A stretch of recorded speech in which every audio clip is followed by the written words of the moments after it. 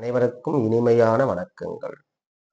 நான் சென்ற வீடியோவில் குருப்பெயர்ச்சி பலன் 2024 to 2025 குருப்பெயர்ச்சி பலன்களை கூறியிருந்தேன். தற்போது திருமண பொருத்தம் பற்றிய சந்தேகங்களும் அதற்கான விளக்கங்களும் இந்த வீடியோவில் நான் கூறுகிறேன். இப்ப திருமண பொருத்தம் பார்க்கறது எப்படி? இப்ப ஒரு ஆணுடைய ஜாதகத்துல அவங்க ஜென்ம நட்சத்திரம் என்ன இருக்கு, அதே மாதிரி பெண்ணுடைய ஜாதகத்துல ஜென்ம நட்சத்திரம் என்ன இருக்கு. இப்ப எடுத்துக்காட்டாக ஒரு பையனுக்கு ரோகிணி நட்சத்திரம், பொண்ணுக்கு சுவாதி நட்சத்திரம் அப்படி இருக்குன்னு வச்சுக்கோங்களேன். அவங்க ரெண்டு பேருடைய பொருத்தங்கள் எத்தனை பொருத்தனை பார்த்து ஒவ்வொன்றும் நம்ம பகுத்தாய்ந்து அவங்களுக்கு நம்ம திருமணம் செய்ய பரிந்துரைக்கிறது. அதுக்கப்புறமா சரி எனக்கு ஜாதகமே இல்லை அப்படின்னா ரெண்டு பேருக்கும் எடுத்துக்காட்டாக இப்ப அகிலா அப்படின்னு இருக்குன்னா அவனுக்கு கிருத்திகை நட்சத்திரம், இன்னொருத்தனுக்கு சுந்தர் அப்படின்னு அவனுக்கு அஸ்வினி நட்சத்திரம். அப்ப அந்த அஸ்வினி கிருத்திகை இது மாதிரி நட்சத்திரத்தை வைத்து அவங்களுக்கு பொருத்தம் பார்க்கணும். சரி, பொருத்தங்கள் எவ்வளவு இருந்தா நல்லா இருக்கும் அப்படின்னு சொன்னா, அதாவது பெயர் பிரகாரம் பார்த்தா இது 5க்கு மேல இருக்கணும். அதே மாதிரி ஜாதக பிரகாரம் பார்த்தாலும் 5க்கு மேல இருக்கணும். அப்படி இருந்தா மட்டும்தான் நம்ம திருமணம் செய்ய பரிந்துரை செய்யணும். சரி, திருமண பொருத்தத்துல மொத்தம் எத்தனை பொருத்தம் இருக்குன்னா 32 பொருத்தம் இருக்கு. அதுல 32 பொருத்தங்கள் எல்லாமே நம்ம பார்க்கணும்னு அவசியம் இல்லை. மிக முக்கியமான பொருத்தங்கள் 10 பொருத்தம் தான் இருக்கு. அதாவது முக்கியமான பொருத்தம் என்னன்னு சொன்னா தினப்பொருத்தம், கணப்பொருத்தம், யோனி பொருத்தம், ராசி பொருத்தம்,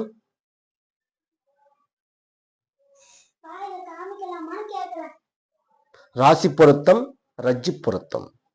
சரி, இதுல இது முக்கியமான பொருத்தம். மற்ற பொருத்தங்கள் மகேந்திரம், ஸ்திரீ தீர்க்கம், ராசி அதிபதி, வசிய பொருத்தம், வேதை பொருத்தம். இப்ப இதுல என்னென்ன நம்ம பாருங்க, தினம், கணம், யோனி, ராசி, ரஜ்ஜி. மற்றவை மகேந்திரம், ஸ்திரீ தீர்க்கம், ராசி அதிபதி, வசியம், வேதை. இந்த 10 பொருத்தம் ரொம்ப ரொம்ப மெயின். இதை விட்டுட்டா சொல்லுவாங்க, இதை விட்டா அந்த மரம், அதாவது விருச்சகம், விரிச்சுன்னு சொல்லுவாங்க. அதுக்கப்புறமா நாடி பொருத்தம், அதுக்கப்புறமா பச்சி, பறவை. இது சேர்த்து அதாவது 13க்கு 10 பொருத்தம் இருக்கு, 12 பொருத்தம் இருக்குன்னு சொல்லுவாங்க. அது உண்மை அல்ல. இந்த 10 பொருத்தம் தான் மெயின். இதுல இந்த 10 பொருத்தத்துல முதன்மையான பொருத்தம் எதுன்னா இந்த ரஜ்ஜி பொருத்தம். இந்த ரஜ்ஜி பொருத்தம் இல்லைன்னா கண்டிப்பா நாம திருமணம் பண்ணக்கூடாது. ரஜ்ஜி பொருத்தம்னா தாலி பாக்கியம், அதாவது அவளுக்கு ஒரு உயிரே இல்லாதவங்க நம்ம கல்யாணம் பண்றது வேஸ்ட். அதாவது கண்டிப்பாக ரஜ்ஜி பொருத்தம் இல்லை என்றால் திருமணம் செய்யக்கூடாது. இது ஞாபகம் வச்சுக்கோங்க. இந்த 10க்கு 9 பொருத்தம் இருக்கு, ஆனா ரஜ்ஜி பொருத்தம் மட்டும் இல்லைன்னா கண்டிப்பா திருமணம் செய்யக்கூடாது. அதுக்கடுத்து பொருத்தம் எதுன்னு சொன்னா ராசி பொருத்தம். ராசி பொருத்தம்ன்றது குழந்தை பாக்கியத்தை கொடுக்கும். அதாவது குழந்தை பாக்கியம், அதாவது 2வது ரொம்ப இம்பார்ட்டன்ட் குழந்தை பாக்கியம் என்றது. அப்ப ரஜ்ஜி பொருத்தமும் குழந்தை பாக்கியம் இருந்தால் மட்டும்தான் அடுத்து நம்ம பொருத்தங்களை சொல்ல முடியும். ஏன்னா குழந்தை பாக்கியம்ன்றது வம்ச விருத்தியை கொடுக்கும்.